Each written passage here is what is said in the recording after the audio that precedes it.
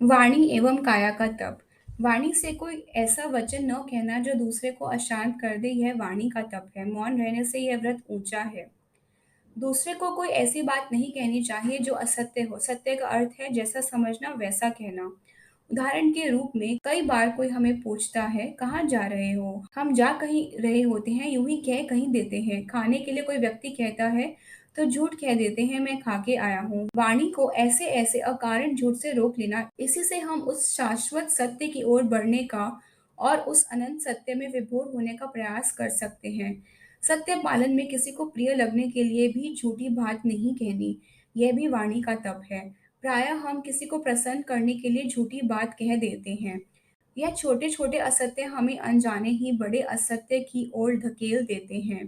किसी को आने के लिए समय देना पर उस पर पहुंचना नहीं, यह बात भी बड़ी असत्य है। उसकी बजाय यह कहना अधिक उचित है, मैं पहुंचने का प्रयत्न करूंगा।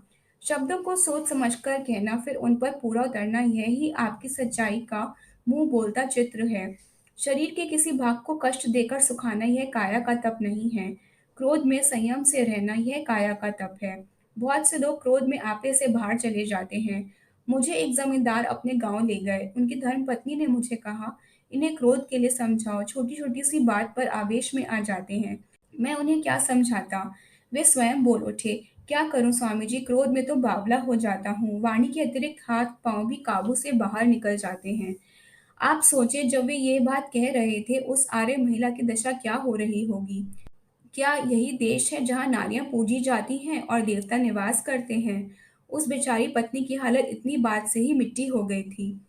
यह क्रोध का संयम ही काया का बड़ा भारी तप है। यही सनातन धर्म है। धर्म वही जिसे धारण किया जाए। कोई बहुत ज्ञानवान हो गया पर इस धर्म को धारण नहीं करता, तो वह ज्ञान का भार ही ढोए फिरता है।